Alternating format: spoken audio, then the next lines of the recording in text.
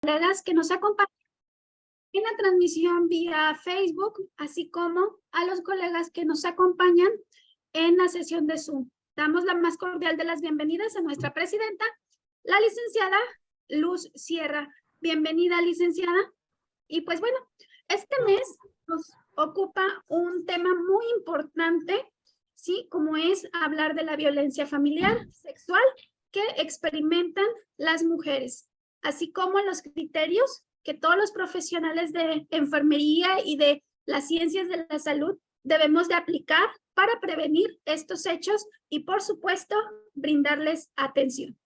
El día de hoy, como ponente, nos acompaña la licenciada en psicología Ana Teresa Camarena Ruiz. Bienvenida, licenciada.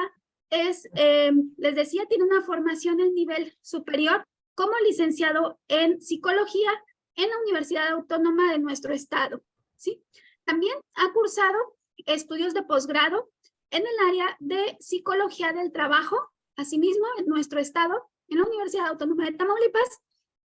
Está certificada por Ceneval con testimonio de desempeño satisfactorio, ¿sí? Bienvenida, licenciada, nos honra su presencia.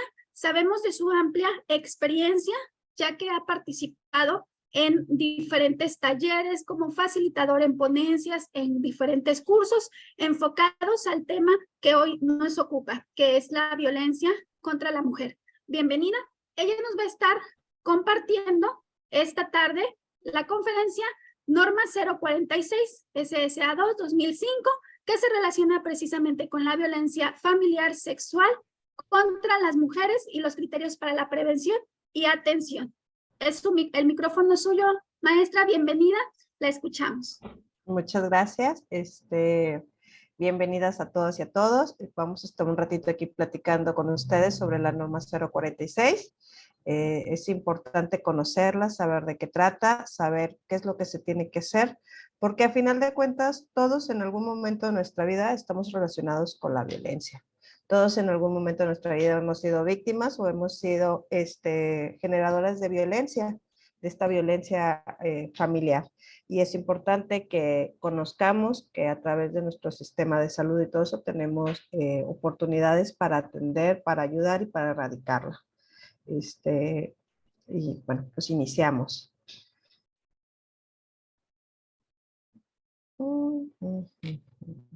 Creo que hay problemas con la presentación. Ok. Bueno, para hablar de la violencia tenemos que empezar a hablar de género. Es importante que conozcamos de dónde empezó o cómo inició todo esto de la violencia y conocerla. Tenemos que entender qué es género y qué es sexo al inicio. Entonces, sexo es todas estas diferencias fisiológicas que hay. Se nace macho, se nace hembra, el macho fecunda, la mujer concibe, se nace es natural. Hay diferencias fisiológicas, pero estos no cambian. Te puedes operar, te puedes hacer, poner, quitar y todo eso, pero si tú le sacas una gotita de sangre a las personas, esto sigue siendo de un hombre o de una mujer. Y en cambio el género tiene que ver con todas estas cuestiones sociales que aprendimos. A nosotros se nos enseñó cómo tenemos que ser las mujeres y cómo tendríamos que ser los hombres. Esto puede ir cambiando a través del tiempo. Es sociocultural, esto no lo enseñaron, se da en relaciones desiguales y esto va cambiando a través del tiempo. Entonces, no siempre el concepto que tenemos nosotros de género sigue siendo igual. Entonces, va cambiando. La Organización Panamericana de la Salud te habla que el género tiene estas cinco características. Es relacional, porque hombres y mujeres nos relacionamos totalmente diferente. Hombres con hombres, mujeres con mujeres y mujeres con hombres. Y para las mujeres nos cuesta mucho y es muy difícil relacionarnos entre nosotras mismas y es complejo y es paradójico todo esto porque a final de cuentas una mujer siempre está compitiendo con otra mujer y esto nos crea mucho conflicto. Es jerárquico porque a final de cuentas el papel de la mujer siempre está en función de subordinación, siempre estamos atendiendo y viendo por alguien más y ese alguien más siempre termina siendo un hombre. Es cambiable a través del tiempo porque va haciendo modificaciones y lo vamos viendo, por ejemplo, antes la ropa, cómo nos vestíamos, tú veías antes a un hombre con una camisa de color rosa o colores pasteles y pensaban que era una persona afeminada. Tú veías cómo costó mucho también para las mujeres. Las mujeres antes todas tenían que usar falda vestidos y demás, va cambiando a través del tiempo. Es contextualmente específico porque lo vemos diferente. No es lo mismo como vemos nosotros el género o qué es lo que se espera como nosotros como mujeres aquí, que lo que se espera en el sur o que es en los países del centro. Entonces va cambiando en los estados del centro. Y es institucionalmente estructurado, porque nosotros vamos diciendo también como instituciones cómo tendrían que ser los hombres y cómo tendrían que comportarse las mujeres.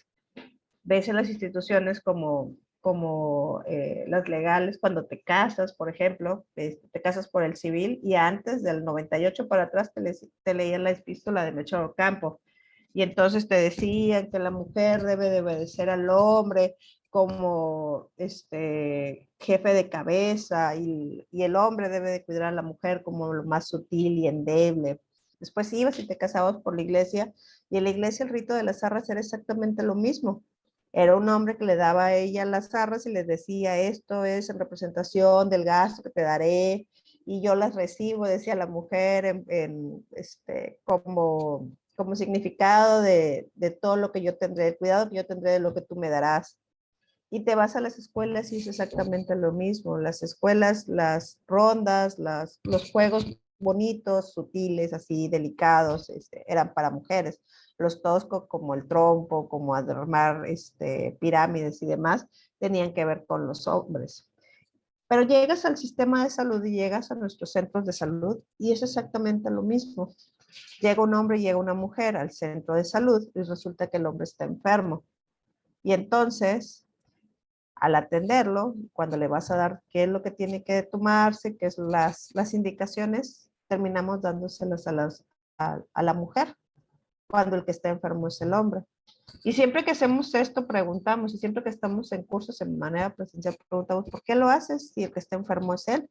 A quien le tendrías que decir es a él.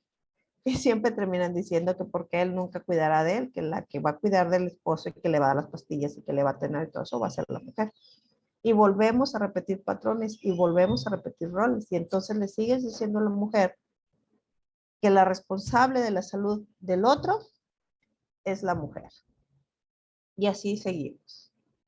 Y entonces te dice que dentro de estos géneros serán los estereotipos, que suelen acompañarse de clase, de etnia. Y estos estereotipos nos llevan a discriminar y a hacer prejuicios. Y entonces al momento de nosotros empezar a discriminar y hacer prejuicios y demás, nos impide a nosotros como servidores públicos dar una mejor atención y empezamos a ser hostiles. Y empezamos a ser hostiles hacia los demás, hacia la persona que viene a mi centro de salud o que viene a mi hospital o que viene a mi unidad a atenderse y lo empiezo a tratar distinto y lo empiezo a hacer a un lado y lo empezamos a discriminar. Y en el sistema de salud nosotros somos muy buenos para discriminar. Y entonces todo esto nos lleva a un estigma, que es la mayor fuente de discriminación y rechazo social. Y este estigma hace que nosotros anulemos a la persona, agredamos a las personas y le restringamos todo su derecho a la salud, su derecho a ser atendido con respeto, su derecho a ser atendido con dignidad. Y entonces vemos que estigmatizamos a las personas con VIH-Sida, estigmatizamos a las personas con tatuaje, estigmatizamos a la sexualidad, a las personas que no son vírgenes, a las personas con pobreza, a los adolescentes, porque esta discriminación me lleva a tratar diferente. Muchas ocasiones, y lo vamos a ver más adelantito, yo veo una embarazada adolescente de 13, 14 años y yo ya hice un prejuicio y yo ya dije, bueno, pues es que esta chica está así porque los papás no la cuidaron, porque andaba de volada, porque no le gustaba la escuela. Y me hice un montón de historias. Pero en realidad jamás estoy pensando, o es muy rara la persona que piensa que esa chica adolescente de 13, 14 años embarazada está así porque es víctima de violación. Y algo curioso con la violencia es que la tenemos tan naturalizada y tan invisibilizada que ya no vemos violencia, ya es normal. Veo que la chica de 13 años viene a consulta con una persona mayor de edad, de 20 años, de 25 años, y a mí no me llama la atención. no se me hace raro que una chica de 13 años embarazada esté acompañada y que probablemente este es su segundo o tercer embarazo y todo eso, porque si leo su historia, ya tuvo 1 o 2 abortos. Y me empiezo a preocupar y empiezo a decir, ay, bueno, es que es una de alto riesgo, pero no estoy viendo ni estoy visualizando una probable violencia sexual. Y estamos tan cegados a verlo, pero sí las estigmatizamos, pero sí las discriminamos, pero sí las juzgamos, pero sí empezamos a señalar. Y esto tiene que ver con la norma.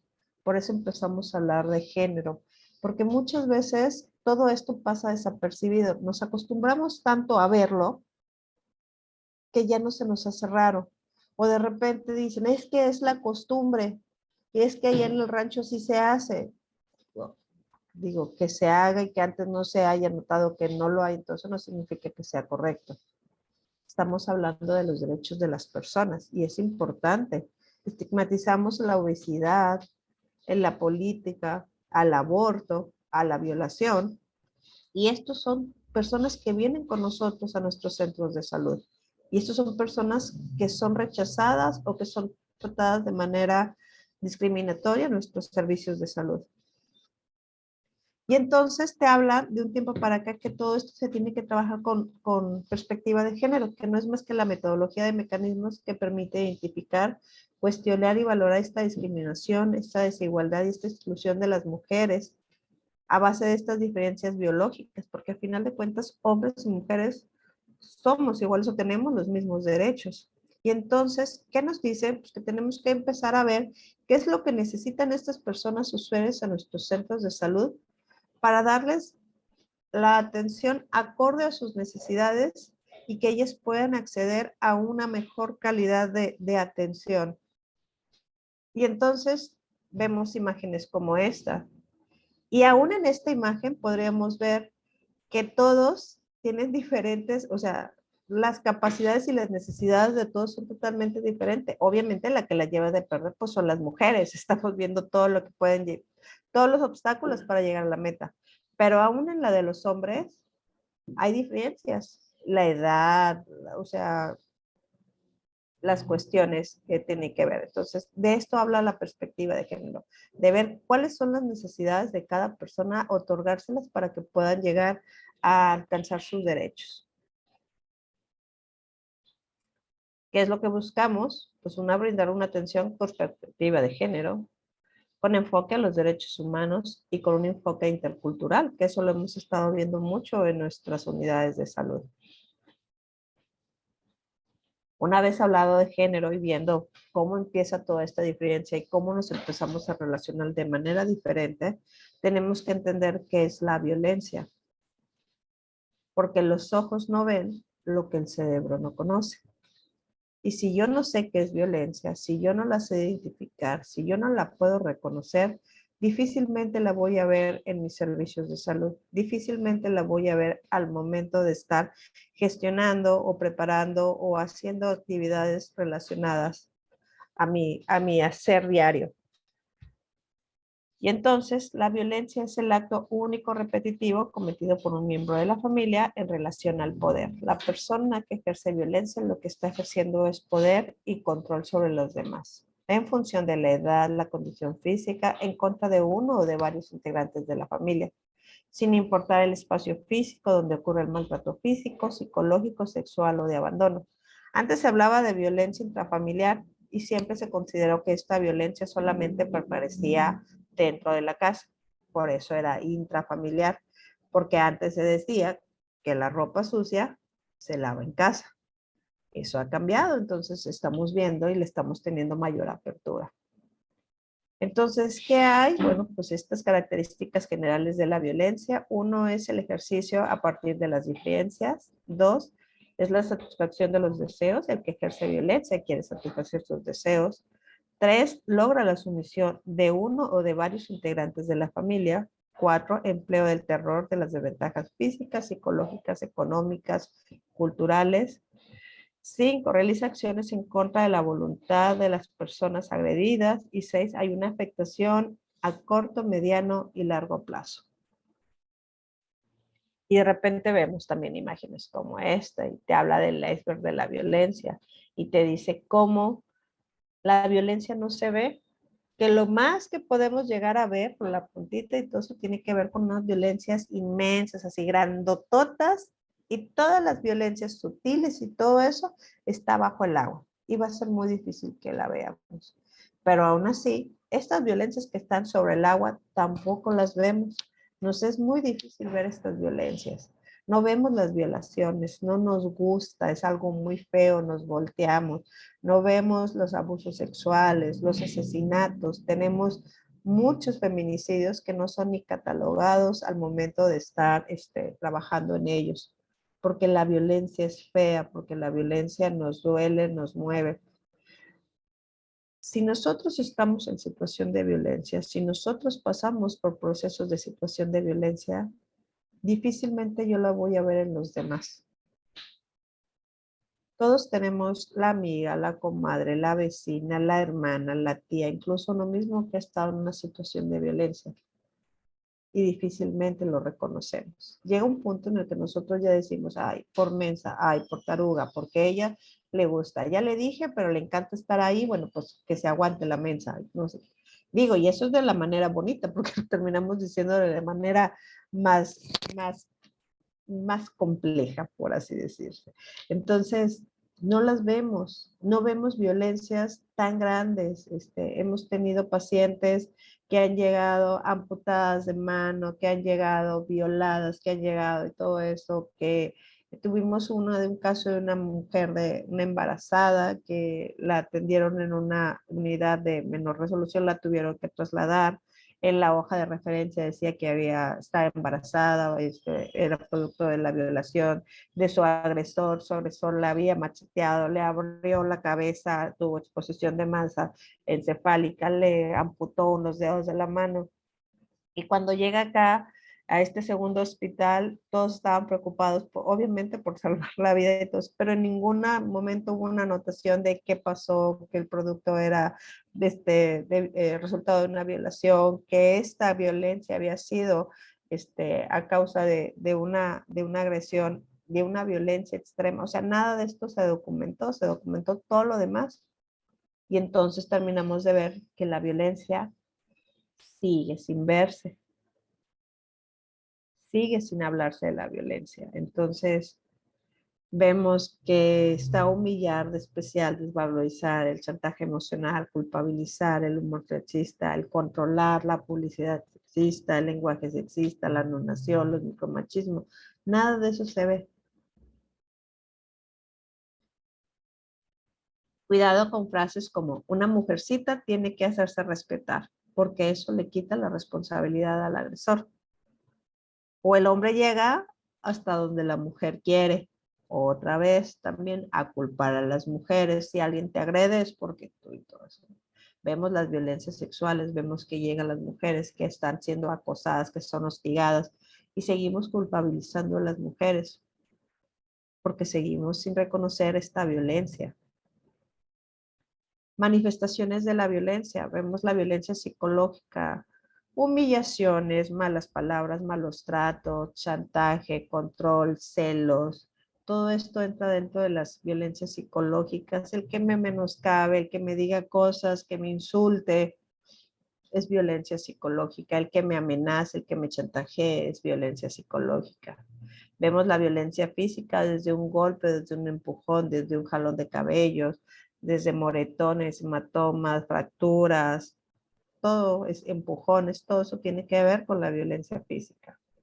La violencia económica, patrimonial o de abandono, económica, que me limiten el gasto, que para todo me lo estén controlando, que me digan que tengo que acceder a relaciones sexuales a cambio del gasto, quieres que te dé para las colegiaturas, órale, móchate y demás y todo eso. La violencia patrimonial, matrimonios o parejas que compran cosas y que él las empieza a vender, que las destruye, que agarra tu celular y lo aviente contra la pared y todo eso, que dañe tus cosas, eso es violencia patrimonial.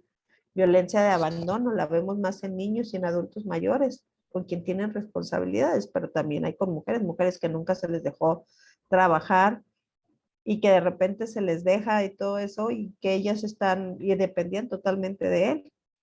Ahí la vemos, la violencia sexual que tiene que ver con desde tocamientos, desde la exposición a contenido de material sexual sin mi consentimiento, a tocamientos, a violaciones.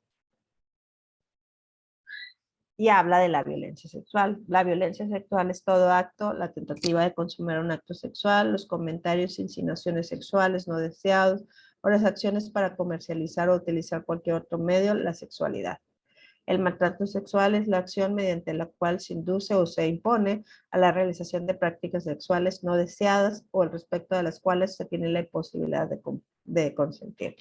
Y en esto te habla de 4 y tenemos que saber nosotros desde dónde estamos la diferencia entre cada una de ellas. Y entonces la diferencia entre la violación y el abuso sexual nos tiene que quedar bien claro.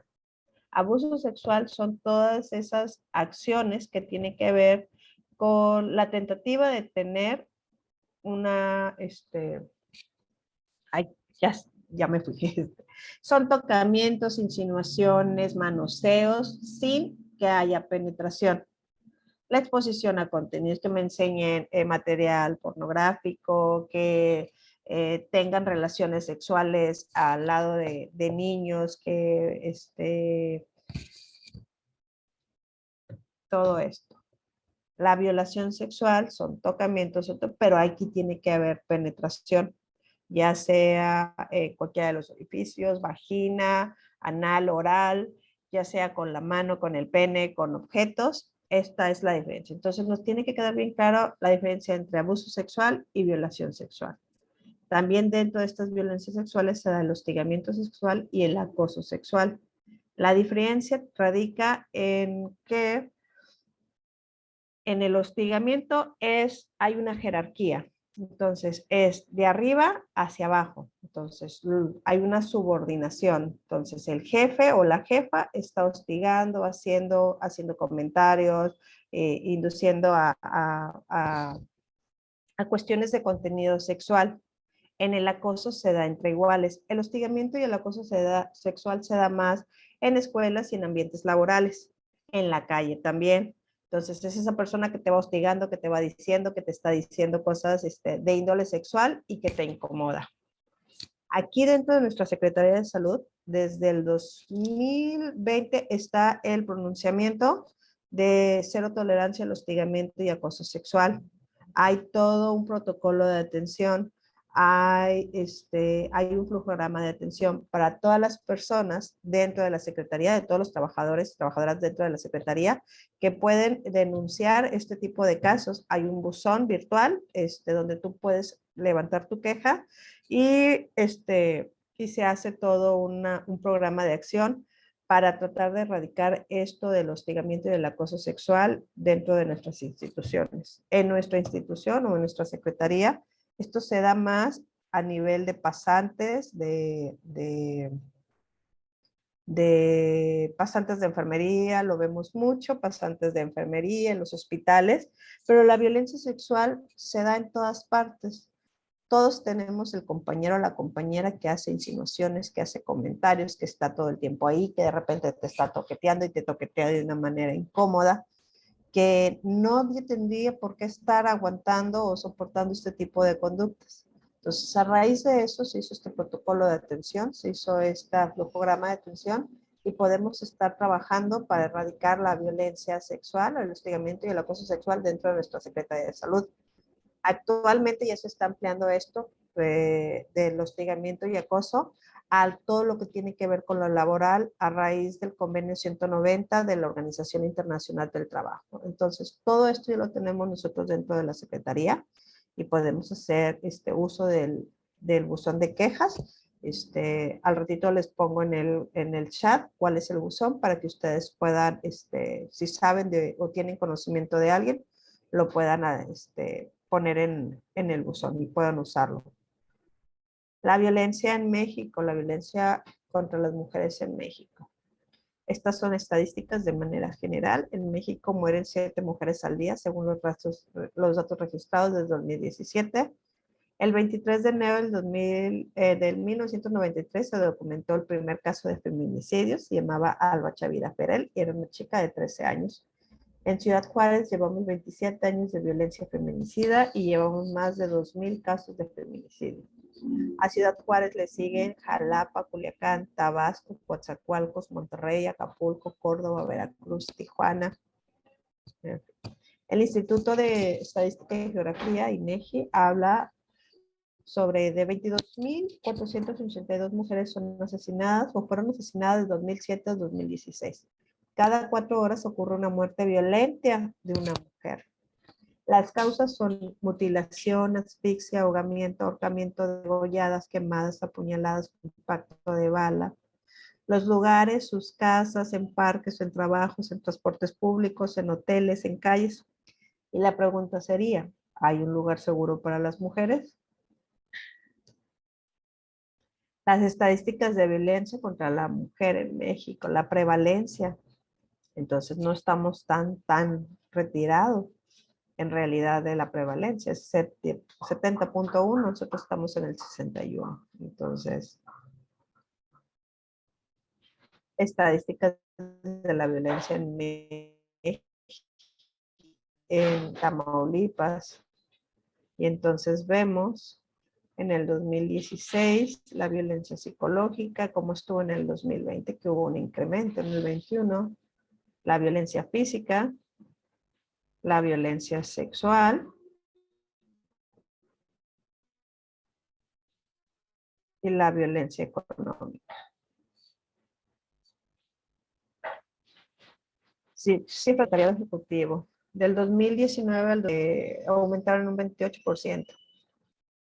Y entonces hay carpetas de investigación por este delito de 270,554 en el 2022. Durante enero de este año, 1,195,174 llamadas al 911, 3.75 se relacionaron con la violencia familiar hasta el marzo del 2023. En los últimos 12 meses se han registrado 30,362 llamadas verificadas en la línea de emergencia por violencia familiar. Y lo mismo, cada 4 años, un adolescente, una mujer es violada en México. Cada 4 minutos. Una estimación de violaciones son de 60,000 a 200,000. Una de cada 4 mujeres tiene el riesgo de ser violada. 4 de cada 10 mujeres menores de 15 años es víctima de una violación. ¿Qué encontrarías si hicieras una búsqueda intencionada de una violación en toda adolescente embarazada? Y del 2 años para acá se ha reforzado mucho esto de la violencia, de las violaciones, de la detección de violaciones en embarazadas. Entonces, ahorita en nuestro sistema de salud, toda adolescente embarazada tiene que pasar al módulo de atención a la violencia para hacer una búsqueda intencionada de estas violaciones o de esta violencia sexual.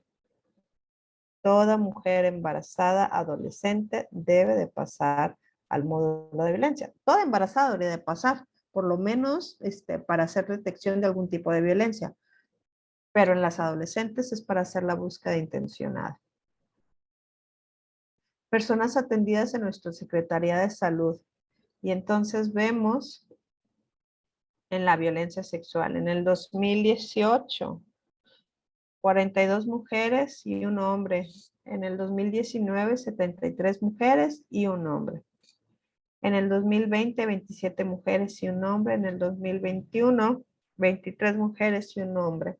En el 2022, 39 mujeres y 6 hombres. En el 2023, 43 mujeres y un hombre. Y estamos hablando de estas violencias inmediatas, estas que ocurren dentro de las 48 horas después de haber sucedido la atención, 72 horas.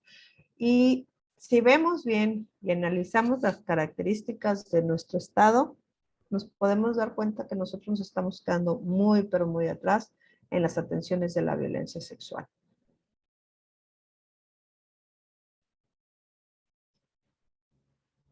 Las interrupciones voluntarias del embarazo. Más adelantito vamos a hablar de la interrupción voluntaria del embarazo. IVE. Entonces esto ya lo marca nuestra norma. Ya nos dice que es una interrupción voluntaria del embarazo.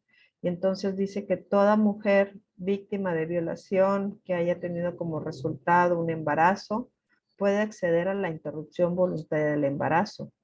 Puede decidir, es su derecho decir que no quiere continuar con ese embarazo. De eso lo habla la ley de víctimas y lo habla la norma 046.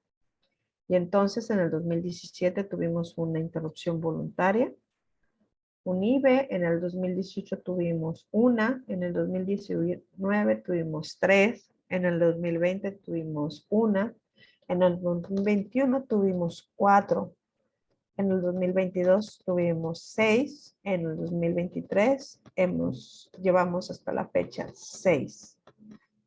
Entonces, desde el 2017 al 2023 llevamos 22 IVEs. Y entonces, de repente esto nos mueve mucho. Cada que hay un IVE en nuestra Secretaría de Salud, se mueven demasiados recursos. Y es una pelea y es un estira y afloje. Nos cuesta mucho entender que las mujeres tienen sus derechos. Nos cuesta mucho entender que una mujer que ha sido violada, que pasó por esto y que aparte está embarazada, producto de esta violación, puede acceder a esto de la interrupción voluntaria del embarazo, que es su derecho. Nos creemos muchas veces jueces y en muchos de los casos cuando nosotros llegamos y estamos en las capacitaciones y les estamos hablando de la interrupción voluntaria del embarazo, lo primero que hacen es levantarme la mano y decirme, pero ¿cómo sé si es verdad que ella fue violada o que esto es producto de la violación? Y entonces nos encontramos con algo muy complejo, porque entonces, ¿cómo queremos ser testigos de todo eso? ¿Y quién me creo yo para estar juzgando y decir quién sí y quién no? ¿Cuántas mujeres menores de 18 años, fíjense, han sido atendidas con nosotros? 11, la mitad. Entonces, mujeres mayores de 18, mujeres y todo eso. O sea, tenemos la mitad, son menores de 18 años que fueron violadas, que tuvieron un embarazo. Lo triste de esto es que tenemos también muchas mujeres que se acercaron a nuestros servicios de salud a solicitar la interrupción del embarazo y no se les quiso atender. Y se fueron así. Y violentamos derechos. Las consecuencias de la violencia contra la mujer. Las consecuencias médicas de la violencia, se habla que esto es una pandemia y que esto es un problema de salud pública por los gastos tan inmensos que le cuesta a la Secretaría atender a todas estas mujeres. El curita, las vendas, el paracetamol, el omeprazol, las ranitidinas, todo lo que tiene que todo eso, las luxaciones, los vendajes, las fracturas, todo lo que tiene que pagar la Secretaría de Salud para atender la violencia es inmenso. Los costos son grandísimos, porque la violencia está en todo y no lo vemos. Y entonces vemos mujeres que no acceden o que no llegan a nuestros servicios porque hay un hombre que está ejerciendo poder y que está ejerciendo autoridad. Hay mujeres que no llegan a planificación familiar porque hay un hombre que les está impidiendo acceder a ellos. Hay mujeres que no van a realizarse un Papa Nicolau o hacerse una exploración mamaria porque el hombre no las deja y las tiene ahí y se están enfermando. Hay mujeres que viven enfermas con infecciones de transmisión sexual, con un VIH, todo eso producto de esta violencia de este hombre. Hay mujeres que están con problemas con la diabetes, con la presión arterial, que no están controladas, que las tenemos totalmente, o en obesidad y todo eso, que están así a causa de esta violencia ejercida por alguien más, que no las deja acceder a todos los servicios de salud, que no las deja tener un bienestar a causa de esta violencia. La violencia está relacionada con todos los programas, género está relacionado con todos los programas, lo vemos aquí. Y vemos campañas inmensas y grandotas y todo, pero todo el trasfondo en muchas ocasiones tiene que ver con la violencia. Vemos personas en adicciones que están siendo violentas, que fueron violentadas y que ahorita están con procesos así. Entonces, la violencia es difícil de verse, la violencia es difícil de tratarla, de que la podamos identificar, porque muchas veces no la queremos ver, porque muchas veces estamos tan inmersas en ella que nos cuesta mucho trabajo visualizarla. Nos da tristeza de repente ver que el programa de violencia lo dejan como de un lado, como cuando hablamos de la norma y ay, ahí vienen las violentas, ay, vienen las... Pero no, si le ponemos atención y lo desmenuzamos, vamos a ver que en todo hay violencia y que todo esto tiene que ver con cómo fuimos o cómo crecimos y cómo fuimos educados. Las consecuencias de la violencia aquí las vamos a ver en la salud física, lesiones que no concuerdan con explicaciones, lesión física durante el embarazo, que tarda en recibir atención en el embarazo, los daños neurológicos, funcionales, los traumas, la discapacidad, la obesidad. Ahí lo vemos, los trastornos crónicos, el trastorno del dolor, intestino irritable, trastornos gastrointestinales, todo lo que termina en itis tiene relación con la violencia, muchas veces por esta presión o por estos estados de tensión, enfermedades crónico-degenerativas, enfermedades somáticas, fibromialgia, en la salud reproductiva, embarazos no deseados, infecciones de transmisión sexual, trastornos ginecológicos, amenazas de abortos, abortos espontáneos, complicaciones en el embarazo, enfermedades pélvicas inflamatorias, estrés, síndrome de estrés conversivo, postraumático, depresiones, ansiedad, fobias, trastornos de alimentación, disfunción sexual, abuso de sustancias,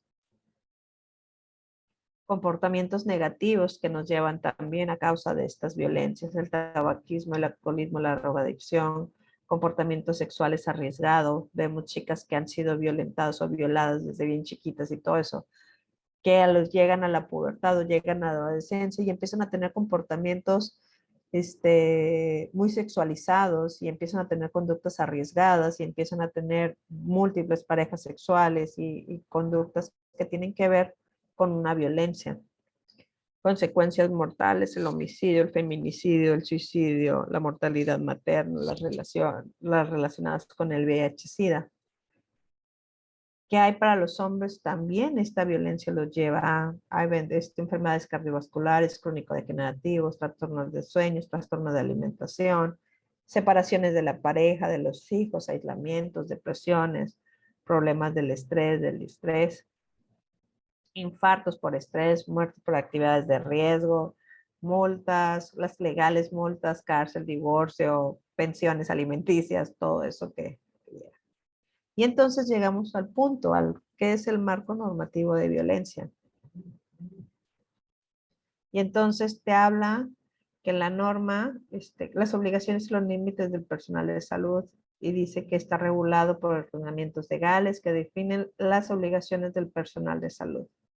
La primera, pues la entendemos o la vemos en el artículo 4 de la Constitución Política de los Estados Unidos, de la Ley General de Salud, del Reglamento de la Ley General en materia, y que habla de la atención médica de una forma de garantizar el derecho a la protección de la salud. Ahí vemos el primero. También tenemos esto, que es de la Suprema Corte de Justicia, y entonces habla sobre la objeción de conciencia del personal médico y de enfermería sin establecer las salvaguardas necesarias. Y aquí hay una modificación que se hizo donde invalidan el artículo 10 de la Ley General de Salud, que habla sobre la objeción de conciencia, donde dice que la objeción de conciencia de médico de enfermería que forme parte del sistema nacional, limitándola únicamente a cuando pone en riesgo la vida del paciente o se trata de una urgencia médica. Y las interrupciones voluntarias del embarazo. Hablamos de esto porque las interrupciones voluntarias del embarazo, según la ley de víctimas, es una urgencia médica. Entonces, ante una urgencia médica, el personal de medicina y de enfermería no puede ampararse en la objeción de conciencia. Por eso está esta lámina aquí. Habla sobre las actualizaciones de la norma oficial mexicana en estos numerales. Dice, en caso de embarazo por violación, las instituciones públicas prestadoras de los servicios de atención médica deberán prestar servicios de interrupción voluntaria del embarazo, IVE, en los casos permitidos por la ley. Y esto tiene que ser previa solicitud por escrito bajo protesta de decir verdad de la persona afectada, de quien de dicho embarazo es producto de una violación. En caso de usar menor de 12 años de edad, a solicitud de su padre, madre o a falta de esto de un tutor, conforme a la disposición jurídicas, el personal de salud que participe en procedimientos de interrupción voluntaria del embarazo no estará obligado a verificar el dicho de la solicitante. Muy bien. Las instituciones públicas prestadoras deberán sujetarse a las disposiciones federales aplicables. En este párrafo, en este numeral, dice que los efectos, las instituciones públicas de atención médica deberán contar con médicos y enfermeras capacitados no objetores de conciencia. Si en el momento de la solicitud de la atención no se pudiera prestar el servicio de manera oportuna y adecuada, será referir de inmediato a la usuaria y la unidad de salud que cuente con este tipo de personal. Corresponde a las y los prestadores de servicios de salud informar a la persona afectada sobre su derecho a denunciar los hechos de la violencia que presenten, así como de la existencia de las comisiones ejecutivas de atención de víctimas y todo lo que hay. Los avisos al ministerio los hace Trabajo Social y también te habla sobre la atención médica, psicológica y la que tiene Trabajo Social. Habla también de la anticoncepción de emergencia y que ya está también dentro de la norma y que hay que estar ofertándola. Y te habla de la objeción de conciencia ante un nivel y te dice que es una expresión individual y no puede constituirse una política institucional. Las instituciones de salud no pueden eludir la responsabilidad de ofertar el IVE. Es una concesión democrática, esto de la objeción de conciencia, no es una actitud de intolerancia, ni un derecho como tal, ni una licencia para obstruir el derecho consagrado a favor de otra persona. El médico o la médica urgente está obligado a asumir procesos de canalización responsable y desistir de cualquier maniobra disuasiva frente a la usuaria. Implicaciones para el personal de salud por no cumplir con los lineamientos técnicos marcados en la legislación. Resulta indispensable que el personal de salud conozca y realice las maniobras indicadas por los lineamientos técnicos con el fin de evitar incurrir en la responsabilidad, ya que la ignorancia, la imprudencia, la impericia y la negligencia en la actuación del médico actúa de manera deliberada en forma de, implica sanción. Los usuarios que resienten en su persona alguna afectación por un prestador de servicios de salud, ya sea en su integridad física, moral, o que sean discriminados o consideren haber sufrido algún tipo de daño o prejuicio ocasionado por un prestador,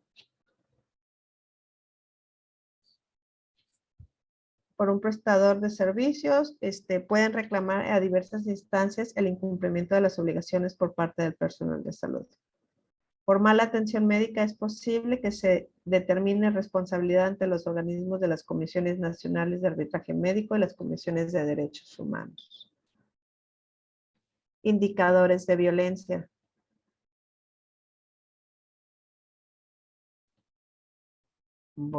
Tenemos el marco operativo, que es el modelo integrado para la prevención, la atención a la violencia familiar y sexual, la guía de atención médica a personas violadas y los protocolos de atención. Todos estos los encuentran en la página nacional del Centro de Equidad de Género. Los pueden descargar y ustedes lo pueden estar viendo ahí. Este es el modelo integrado. Aquí viene todo de manera muy explícita lo que contiene, cuáles son las estrategias, qué es lo que le corresponde a cada personal de nuestros servicios de salud, cuál es su chamba aquí. Muy bien. Ok. Lo voy a dejar hasta aquí de compartir la presentación. Me fui rápido porque esto de la norma está muy extenso, la verdad. Esto se tiene que desmenuzar. Si ustedes tienen la oportunidad de ir a los cursos de capacitación que hace el programa de violencia familiar por el Estado. Se los recomiendo, están muy extensos. Son de 8 horas, algunos son de 16 horas, unos son todavía más extensos, son especializados. Se desmenuza todo, tienen dinámicas, están muy bien explicados a mi persona, están muy detallados. Nos sirve y nos funciona. Como vemos, la violencia está en nuestro sistema de salud, tenemos que conocerla, tenemos que desarraigarla, entonces nosotros como personal de salud estamos obligados a hacerlo. Nosotros ejercemos violencia, nosotros discriminamos. Esta violencia evita que muchos de nuestros usuarios se vayan, no vuelvan, se sienten violentados. Perdón, tantito.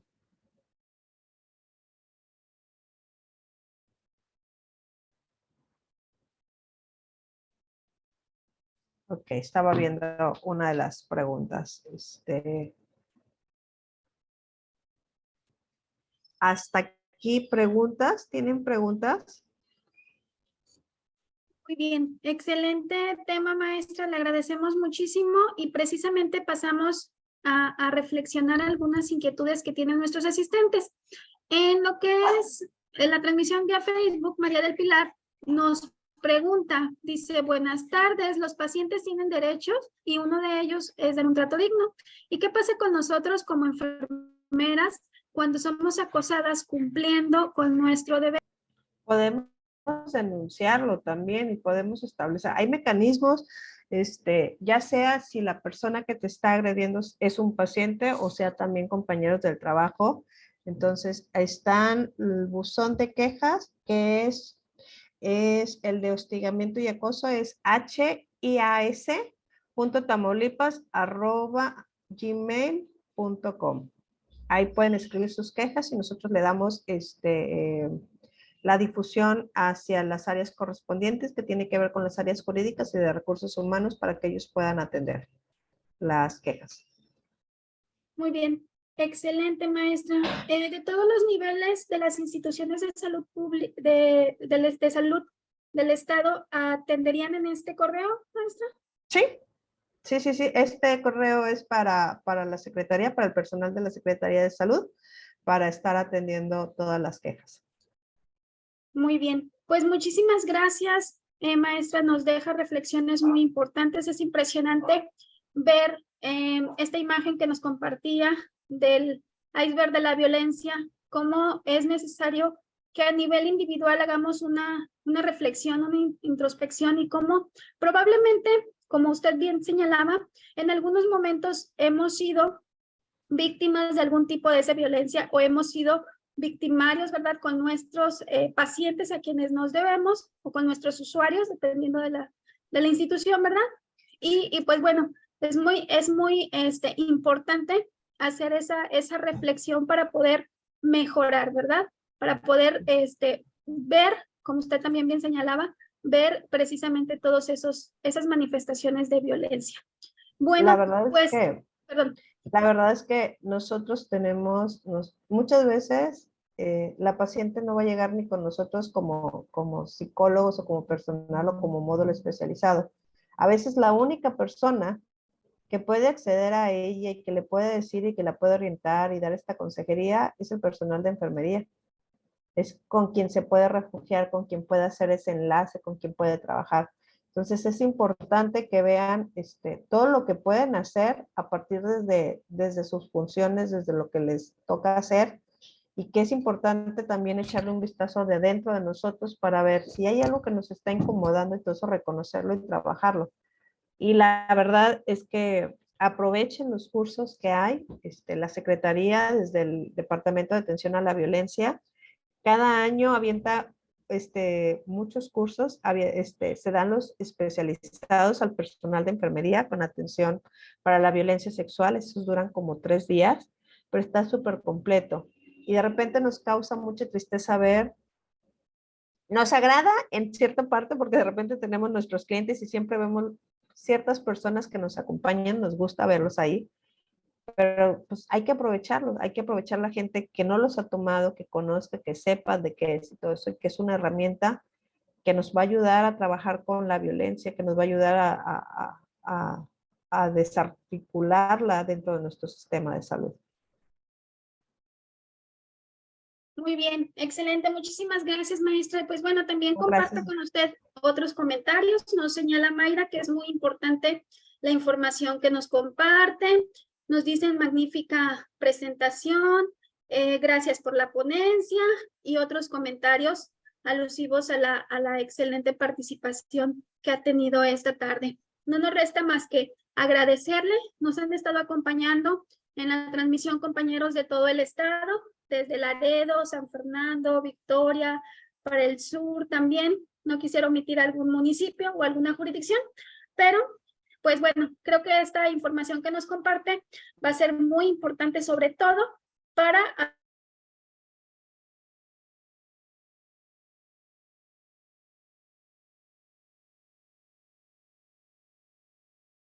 las capacitaciones. Si desea compartir, también nosotros podemos hacer llegar la invitación, ¿verdad?, a todos nuestros asociados que pertenecen a la Secretaría de Salud para que tengan a bien participar en todas estas actividades. Gracias. Si me permite, voy a solicitar al ingeniero Avisaí si nos comparte la constancia que le acredita como ponente de esta sesión. Claro que sí, maestra.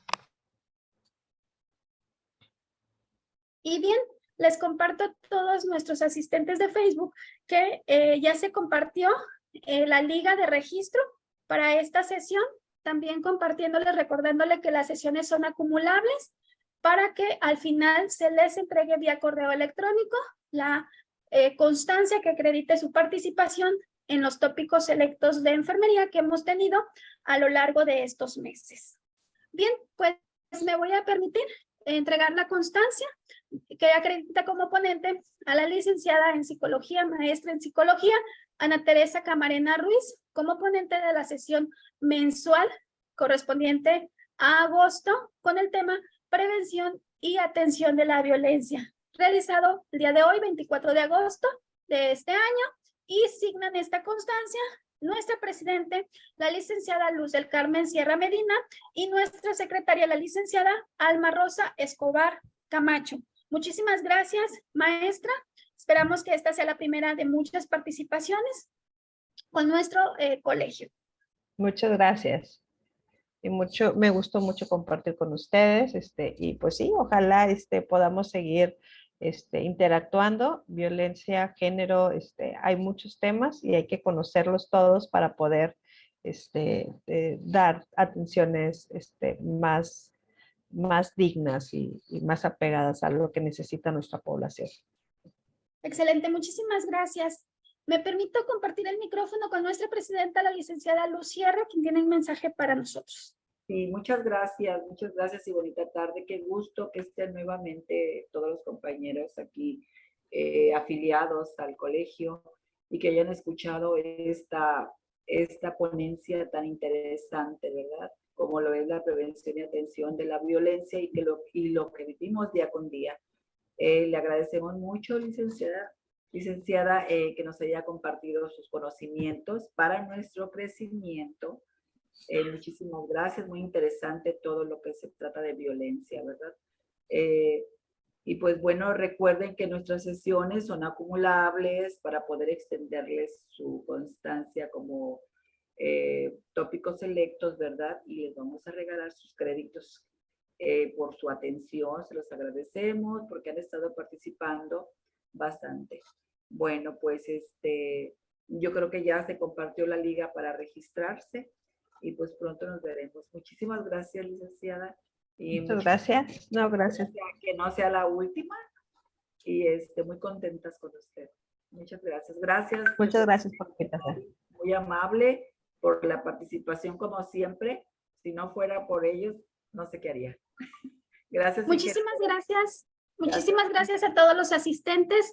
Y bueno, antes de despedirnos, los seguimos invitando. Recuerden que el Colegio de Enfermería Victoria tenemos de manera permanente la afiliación en donde uno de los ejes pues es precisamente las diversas actividades en educación continua. También les recordamos que estamos trabajando para el proceso de certificación por COMSE y pues que bueno, en la página pueden encontrar más información o contactarse para recibir esta información. Todo esto sea para el crecimiento profesional y sobre todo para la calidad del cuidado que vamos a brindar a nuestros usuarios. Que tengan una excelente tarde y nos vemos el próximo mes. Gracias a todos, gracias. Hasta luego. Gracias, hasta luego. Hasta luego.